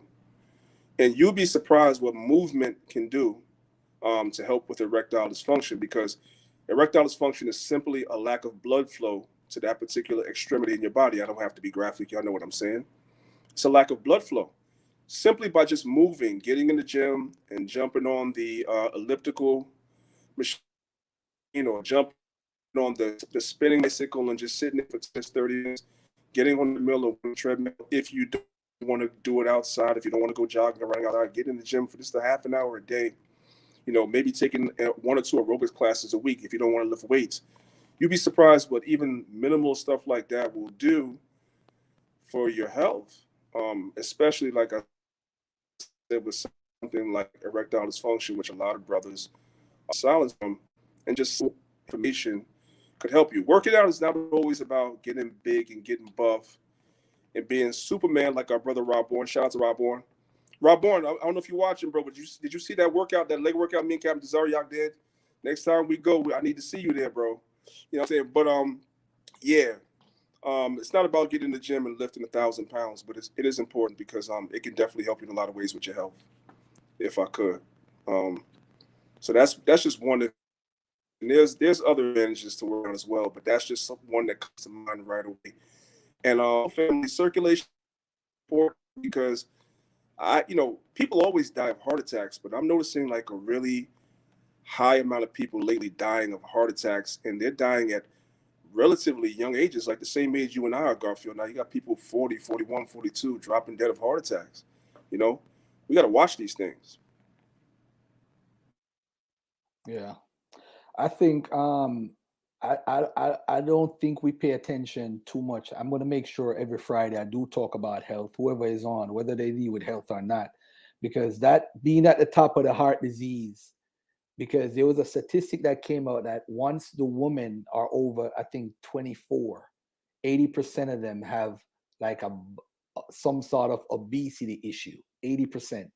And for Black women, and we as men in Jamaica, we call woman and mampi. And we make being fat something progressive or positive. But really and truly, health-wise, it's horrible.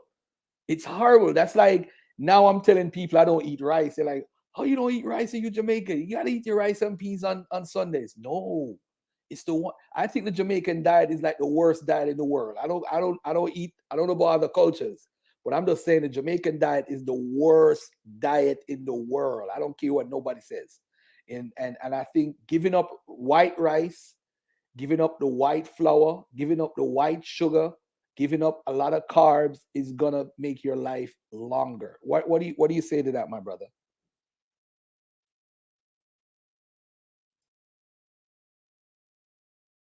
That's a fact. Yeah, that's a fact. Yeah, go ahead. A lot of our brothers in Jamaica, because my family's from Jamaica too.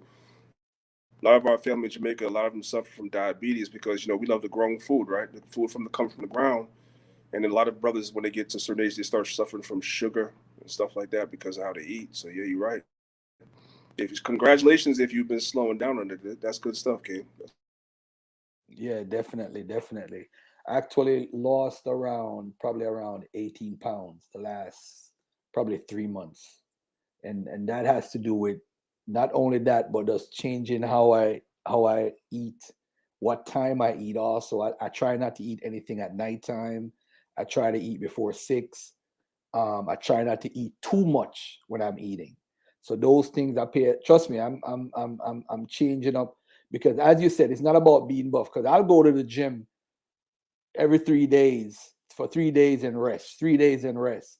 But it's not about it. Originally, when I went to the gym, I'm like, I want to, get big, but it's not about that.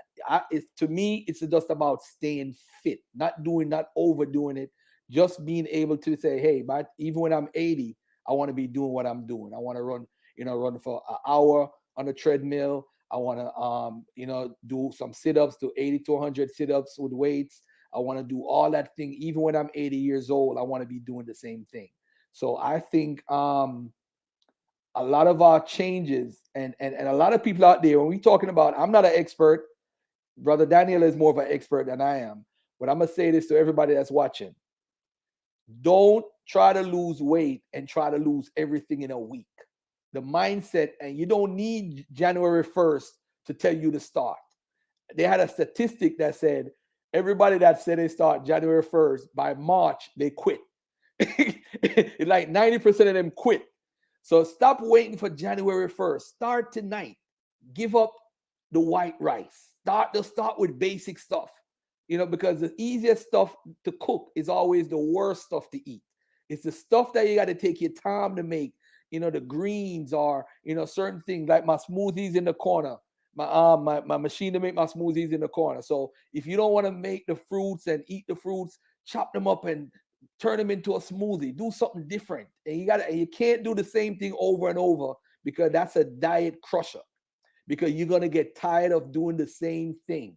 I don't know what you say about that, because I'm like this. I'm this type of person. I'm like the guy in the movie Fly, man. I like to wear the same color clothes, all those different clothes. I wear the same different clothes, 10 different pairs. But with eating, you have to have different things that you eat, because if you eat the same thing, your diet is gonna crash. Go ahead, brother Danyaahla. Add on to that. No, that's 100% correct. If you eat the same thing all the time, your diet is going to crash. That was something that I tell my wife all the time, because my wife wants me to be a vegetarian or vegan, right? And part of the issue is that I don't think that her, not to be funny, her cookbook is advanced enough for me to do that, because I'm gonna wind up crashing. I'm gonna come back to the meat, and I'm probably gonna eat even more than I was eating before, because you make the same meal when you make vegan meals, the same thing. So definitely, I agree with you 100%. You have to be really creative. Yeah, but it's doable. It's definitely possible, and I would like to. It's a goal at some point to try to become vegan and get off this meat. But I'm having a hard time, Bridget. I ain't gonna hold you. Hey, I think I tell everybody this, man. I'm gonna eat jerk chicken till I die, man. Jerk chicken is like that's like my crack right there. So I won't eat meat for a whole month, but I'll find one guy outside that got that jerk chicken spot. I'm gonna drive by and I'm gonna see him like, oh man, I just smell that jerk chicken. I gotta go get some of that. But but let's move on. And by the way, health is very important, ladies and gentlemen. We might laugh and joke about it at times, but especially Black women, the obesity issue is a serious, serious issue, and it got to be corrected. We don't talk about it enough. I'm going to move on to another issue. We might have it might have a little spiritual inclination to it. You made a video, and I watched it. I think it's on your Maccabees 2 channel. And by the way, if you want to subscribe to brother Danyaahla's channel, it's Maccabees TV, and he has a Maccabees TV 2. You talked about something I wasn't even aware of this until I saw it on your channel like a couple months ago. Buju Banton, you must know what I'm talking about once I mentioned Buju Banton. He made this song a couple years ago, Boom Bye Bye, and apparently, based on what I saw on your broadcast, he doesn't do the song live anymore, and he acts like he didn't even make the song anymore. And it's to the point where he doesn't even do it live, and it's like he cut a deal, some sort of deal he cut so that now he could get record contracts and all type of different things. But I saw a flyer yesterday with Spice performing at I think it's a LBGQT event. And for a Jamaican, that's a huge deal. It might not be a big deal because we see the lifestyle so prevalent in our everyday lives today, even in Jamaica, my precious Jamaica. But what do you think about the power of this community to the point where they're actually changing cultures and what they do? Your mic's muted.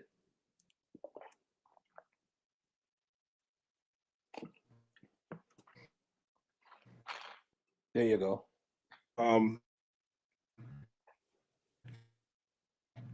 Yeah, the app is acting a little strange. Yeah. Well, this is how I'm going to frame the answer to you, right? I remember maybe let's call it about 3 years ago.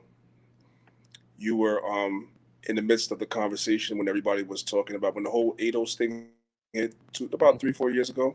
Mm-hmm. And I remember you were like educating a lot of people, and I learned a lot from you about that when you were talking about HR 40, I believe it was. Correct me if I'm not saying the House resolution correctly, if that's not the right number. But right. You were talking about that, and you were showing it was progressive and what was happening. as opposed to what people were pontificating they wanted to happen. You showed action versus just talk, right? Mm-hmm. And so, if to your question that you're talking about now, if anything, the first I take away from this community is the power of standing as one, you have an agenda, and seeing, right? That's a very, very powerful thing. We can learn from them when it comes to that. Because it seems to me that when it comes to anything that we're doing as Black people in general, we're always divided, which means we're not going to get anywhere. Even amongst what you would call today our brothers and sisters that would call themselves African Americans, they're divided between ADOS and FBA, and they don't get along.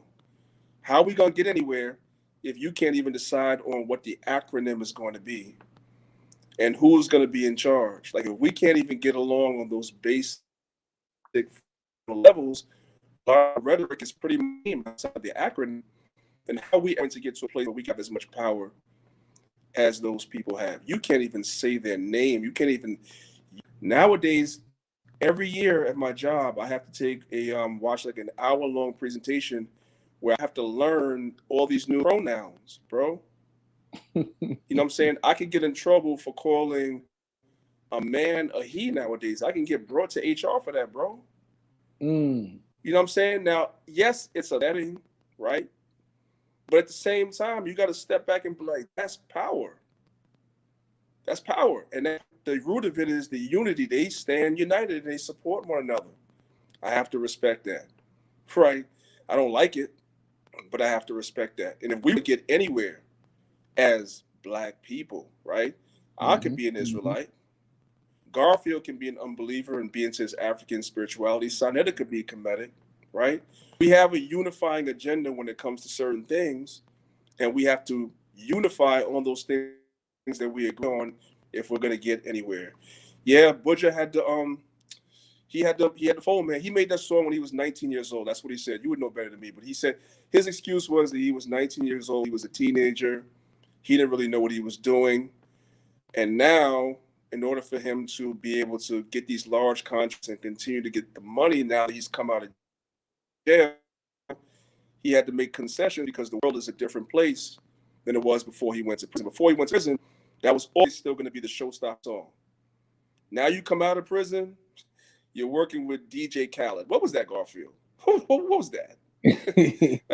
That was trash. I'm sorry. Yeah. But yeah. that's neither here nor there, right? Yeah. Oh man. That was Yeah, trash. I think That's neither here nor there. We can get mad, but what we should do is we should be learning from and apply it to, you know, our community so we can get somewhere. We see the same thing with the people that claim the same quote unquote religion that I claim. They stand unified, and they're not unified in their beliefs. You got Orthodox, you got Reform, you got moderate, you got this, you got that, but they stand together under one banner and they get stuff done. So we need to learn from that, bro. We can get mad all we want, but we need to learn from that. You know what I'm saying? Or else we're never going to get nowhere. Yeah, I think I played a video earlier with Phil from the African Diaspora channel, right? Philip Scott. And he was talking about voting. And he's saying that we shouldn't vote until we get the money and, you know, until they do something for us. But my whole thinking is that rhetoric has been around from after the civil rights movement, where people's like, oh, don't vote if they don't give you money, or we deserve reparations or whatever. But I'm saying I agree with the rhetoric, but the rhetoric is played out now, because at the end of the day, Danyaahla, we don't have no political clout.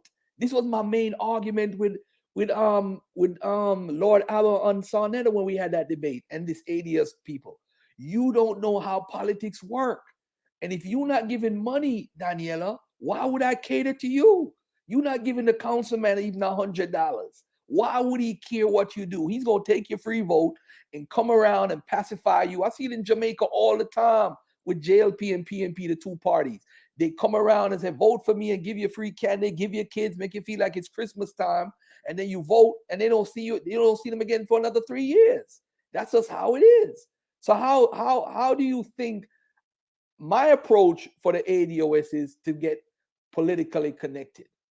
Politically connected means that you have to think politically, and it might not be morally how you think.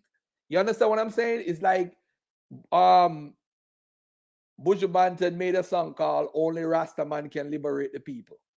Because they feel, because of how Rastas think and their mentality, that politician, but being a politician is different than being a Rasta, and that philosophy. So how do you think we should approach politics in 2021 moving forward? And how could we succeed? How do you see it?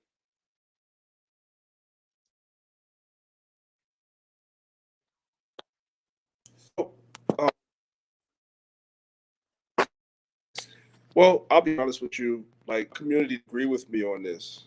You know what I'm saying? But I'm of the mindset of like, I'm more progressive in my community in certain areas, and that's one. Local politics is extremely important, brethren. Listen, I'm Israelite, and I'm saying that. Local politics is extremely important. I learned this as a youth, right? I'm from Mount Vernon, which Mount Vernon, right? When I was coming up in Mount Vernon, you have on the north side of Mount, I don't know how it is now because I don't go up there much no more, but when I was coming up on the north side of Mount Vernon, like that's where all the Italians and everybody was, right? And on the south side of Mount Vernon, to all the blacks, the Caribbeans, and the Puerto Ricans was. And it was a fight for that city council. And the city council that appointed the school board, the people that were on the school board, superintendent, so forth. And that determined a lot of things as far as your children's education and that went down, curriculum that was taught, so forth and so on. You can influence these things on a local level, right? Black people talk about, we have small businesses, right? Those small businesses are given contracts from City Hall.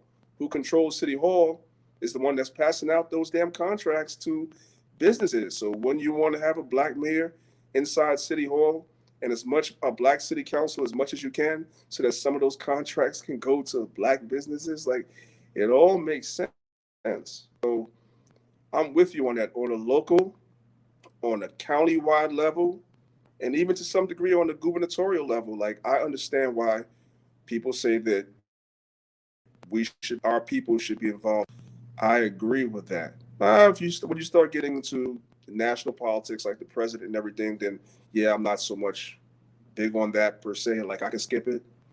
But on a local level, the more local you get is the more I'm like, yeah, we should be involved. And I don't know if you know this, but there's a large, and I'll pass it back to you after this. This might be news to you.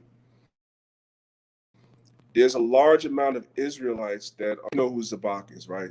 Zabak and Brothers Family. They purchased some land down in Georgia, in Atlanta area, the greater Atlanta area.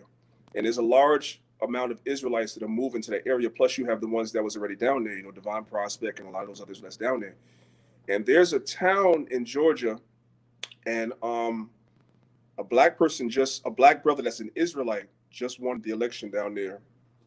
Don't ask me for what, I forget exactly what city it was and for what, but it's a thing. You actually have Israelites in the community, despite what people think, that went down to Georgia. Yeah. Go ahead. Continue. Yeah. So I was saying that people will be surprised. They only see us one way. They see us on the street, or they see us, in battle mode with you inside of it. But there's a whole other side to this community that people don't know, they're not aware of. Yeah, you had some brothers that the whole community of Israelites down there got behind that brother. He ran for office and won. His name is Nasik Rav. You can look him up. Nasik, Nasik Rav. He just won an election down there. So you have a lot of Israelites that are understanding the power of politics now more than ever, believe it or not. But go ahead, bro.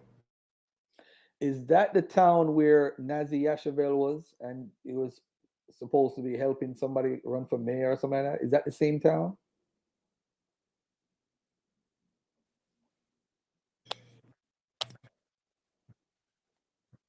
Yeah, because remember, Nasi ran for mayor. Of course. No, Nasik Rav ran for mayor, the same guy. And Nasi was running for like city council. So it's the same city. Okay.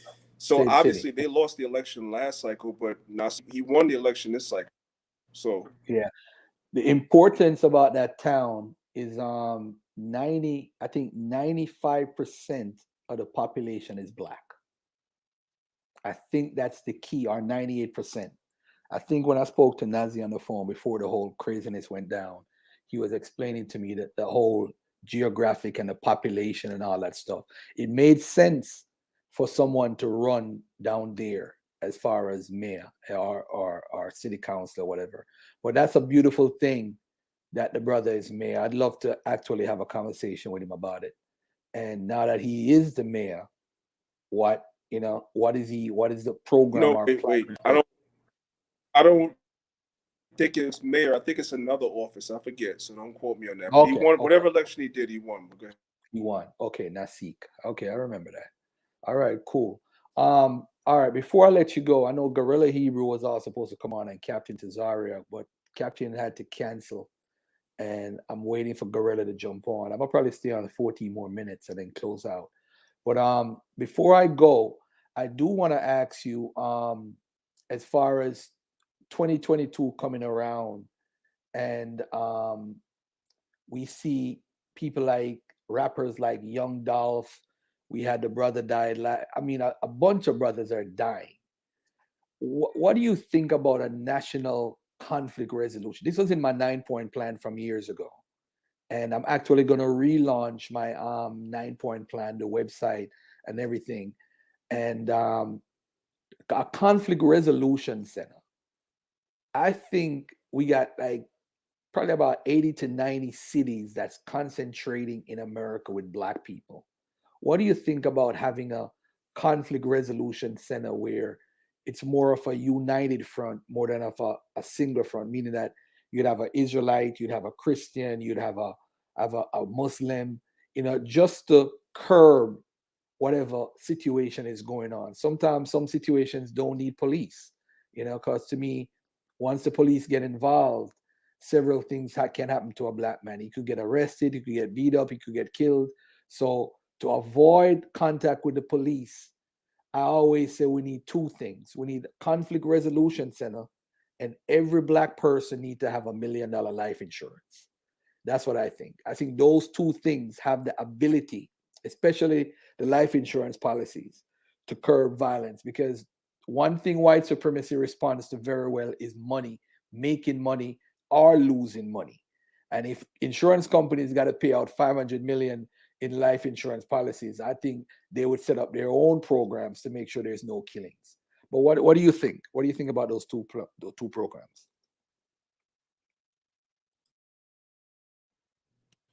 Wow. Two great points you bring, and I'll be real brief. I'm not gonna hold you. Number one, sign me up, right? And this is not about me about it. If I do conflict resolution, it has nothing to do with me preaching scriptures and nothing like that. It's conflict resolution. We need it. You hit the nail on the head. We see the conditions of what's going on with some of our people, some of these young brothers, and some of them are like in a really hopeless condition. We have a lot of brothers on the ground in the city of Memphis that are in Sakari camp and the HOI camp. So they was kind of giving us like an update on what's going on, in the city. And it's one of those cities that there's a lot of despair, there's a lot of poverty. So they need people like us, to go there and, show them a different way.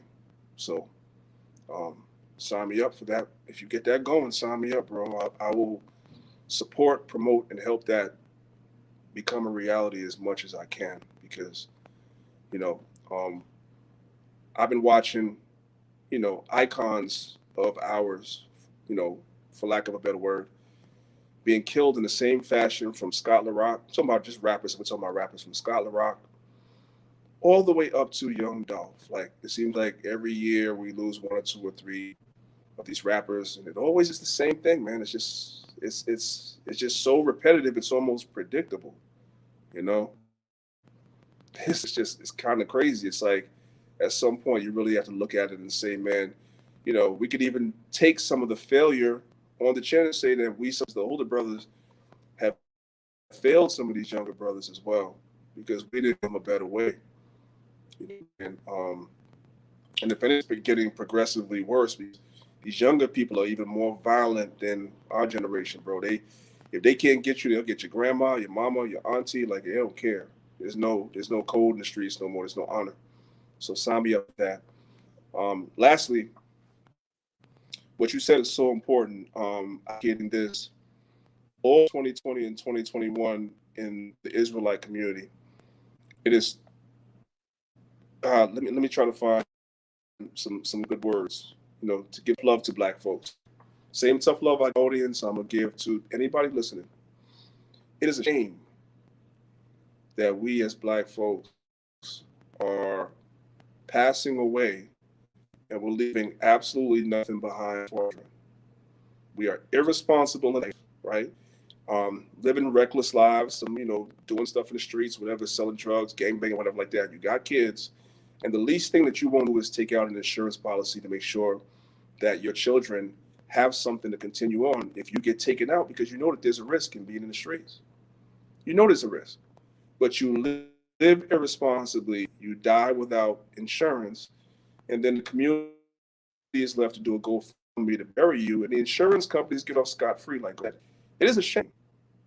It's a shame. I see at least one GoFundMe a week to bury somebody on my timeline every week.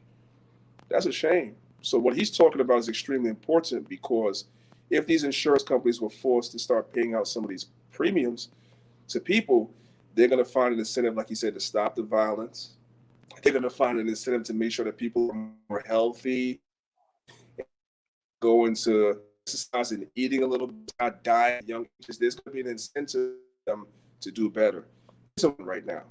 So he's 100% right. That needs to become, if we had a top 10 list of things in the community that we need to fix, that would have to be in the top 10 is life insurance and or at the very least funeral insurance for every Black person. So he's 100% right on that. Now, he said $1 million. That's a hell of a premium. I don't know if people could afford to pay that, but you need to have one. Hey, let me give you a key to getting $1 million life insurance policy. Like when we over 40 now, you try to get a life insurance policy, it's a lot of money because they expect you to die by you 65, 67.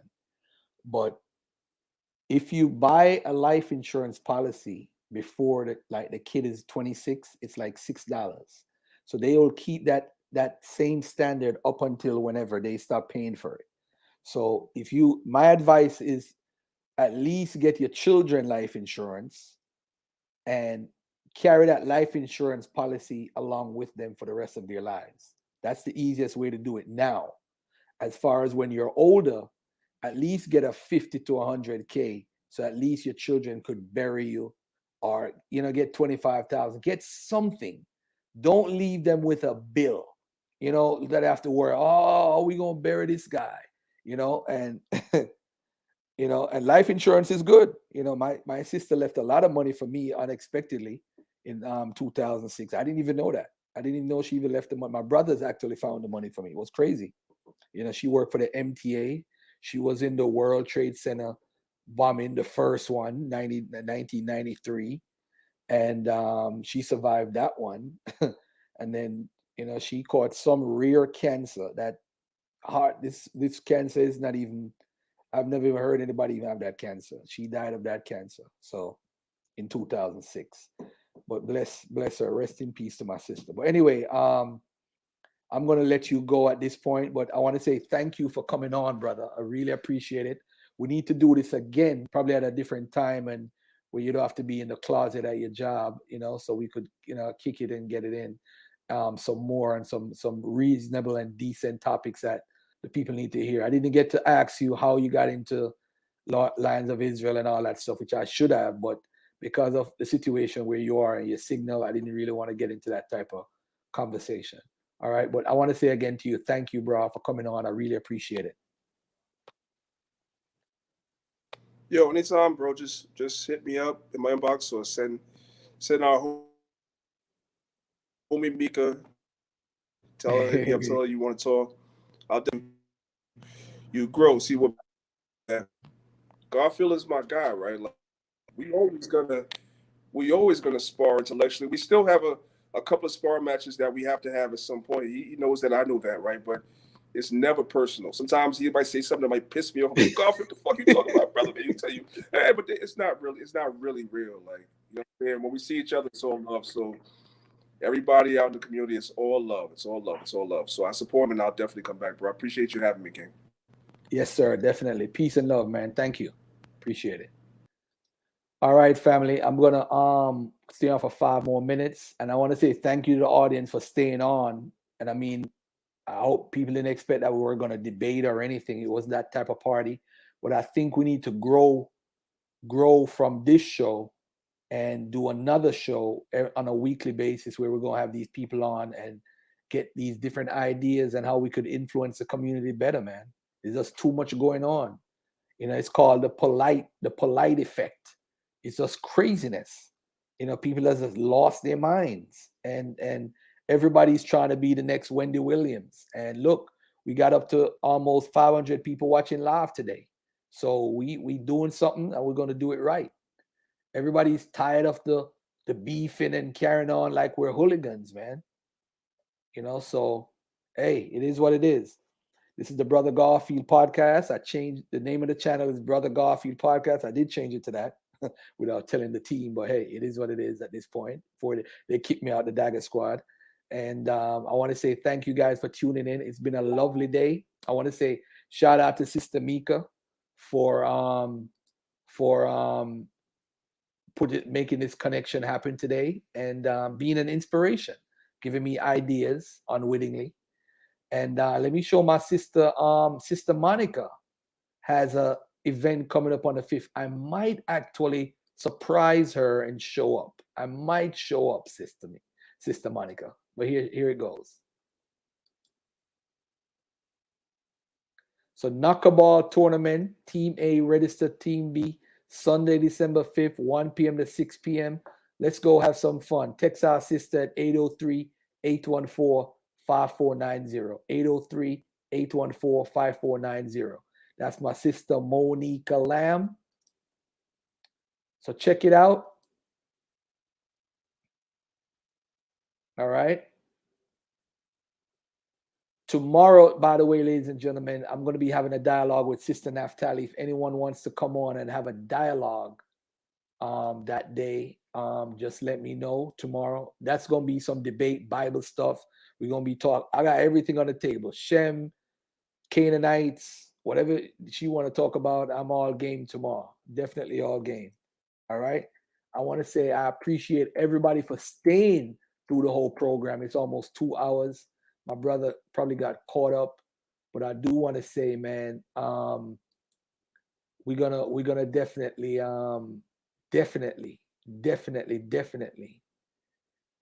do this and build and do what we need to do. All right. I appreciate everybody for listening. Subscribe, and we're gonna get it in. Hey, before I go, it's 2 minutes left. Do you have a question for Brother Garfield? You want to ask Brother Garfield?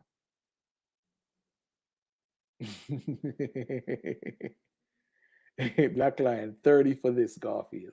The Dagger Squad is still there, man. Ain't nothing wrong with the Dagger Squad. Come on. Any questions for Garfield before I go?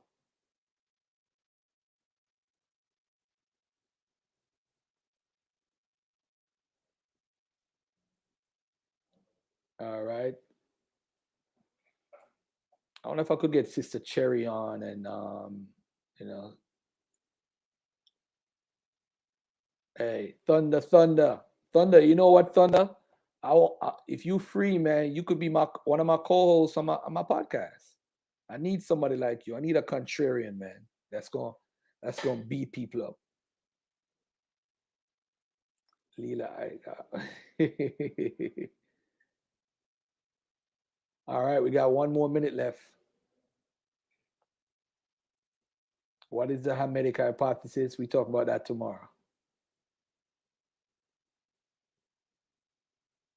Who is the next biblical scholar you have lined up? I actually haven't confirmed anything, to be honest, but I mean, it's gonna be on hopefully on a Friday, and I mean, a lot of Jews, Orthodox Jews, can't come on at this time. Are you gonna open back the phone lines back up? They're always open. All right. All right, cool. Fitz, you always make some good videos, man. You know what you're doing. You make the best videos. All right. Shout out to Black people for supporting the first podcast. I want to say thank you guys for supporting it and continue. We get the numbers up and do what we got to do.